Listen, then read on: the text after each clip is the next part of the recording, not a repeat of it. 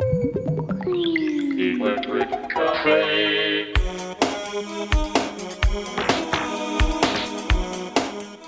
Hey everybody, welcome back to Electric Cafe. In this video, I'll be sharing with you, also reviewing the 1995 album by the Bionaut called Lush Life Electronica. Strangely enough, this is the first time back in 1995 I ever heard the term electronica.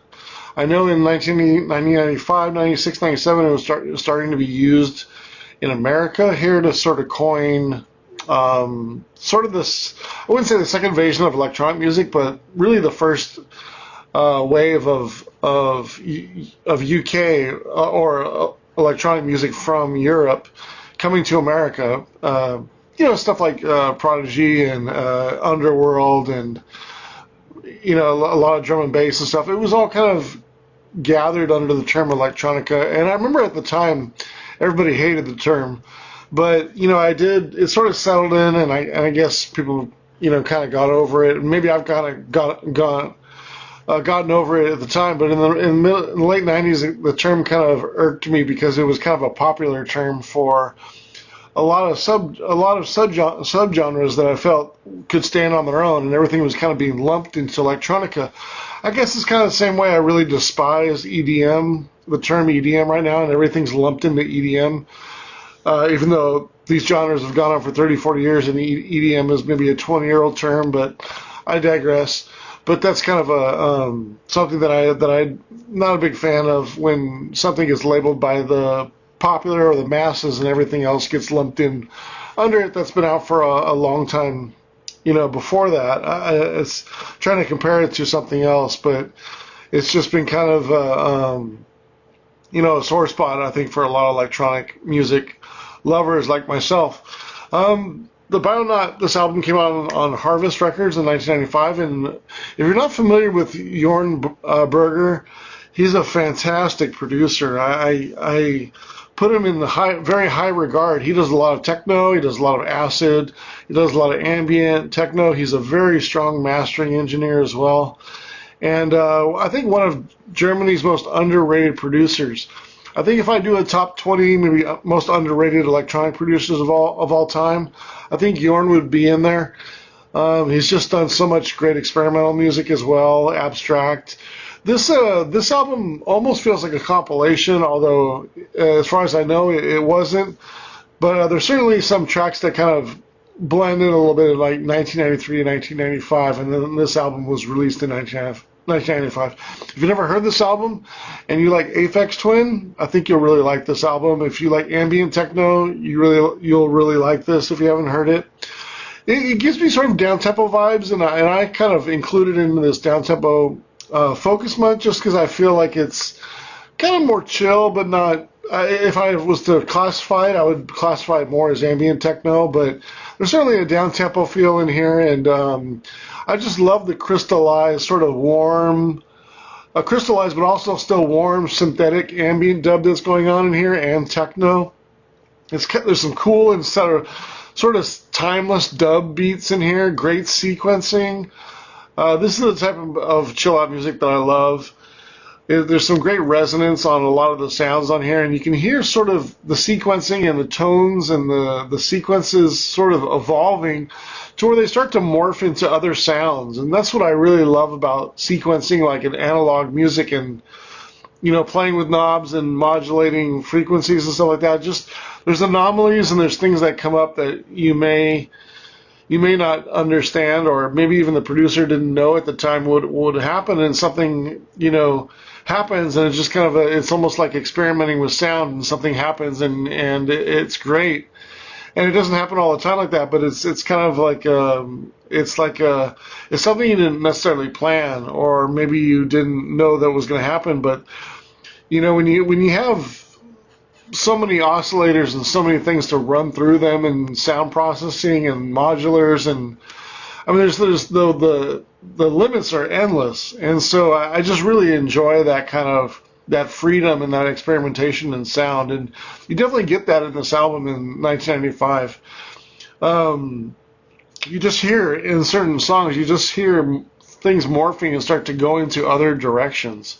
My favorite track on here is "Lubricate Your Living Room." a perfect title for a chill out song.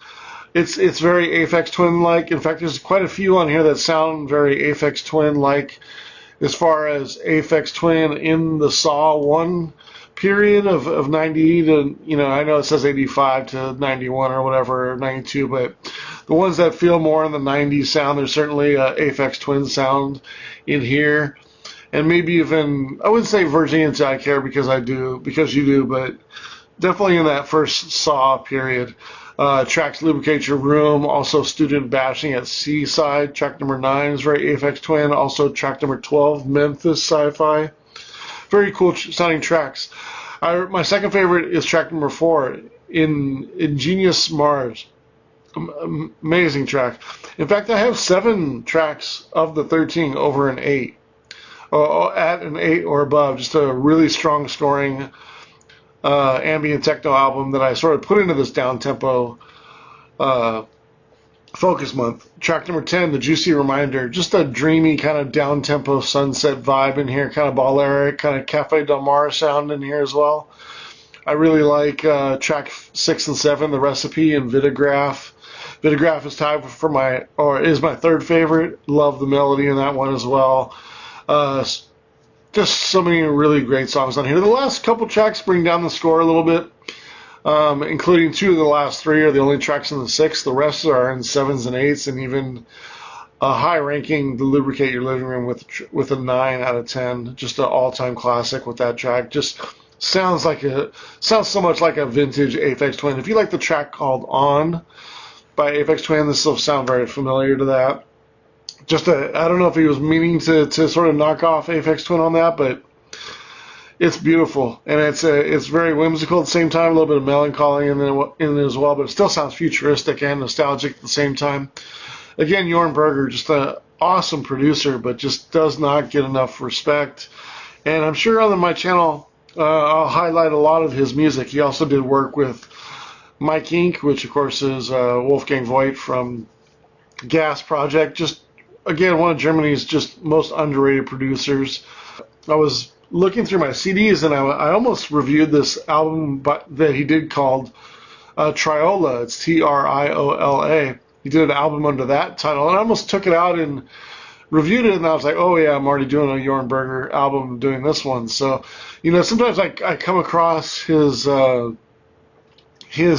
and I don't remember that he's associated with things, because he's done so much music under different names. It reminds me a lot of U Schmidt, who recorded under Adam TM and a lot of different names. I come across things all the time, and I'm like, oh yeah, I forgot that's U Schmidt. Oh, I forgot that's Jorn Berger. It's just there's so many different names they've done music under and mastered and or mixed. It's just their credits are endless. And you talk about going to discover, like, for me, it's kind of like the most exciting thing in digital digging that you can do. Like going to a record store, a great record store, and not knowing what's there, and that's so exciting for me. But going into a producer's credits, and I love their work, and I love their production, and I love their talent, and I go into there. If you go into Jorn Berger's, it's just like, it's just a whole life's work of music, because he's been doing music for over 35 years now. You just go in there, he's associated with so much great music, and he's done so much excellent music over the years. Just can't say enough good things about him.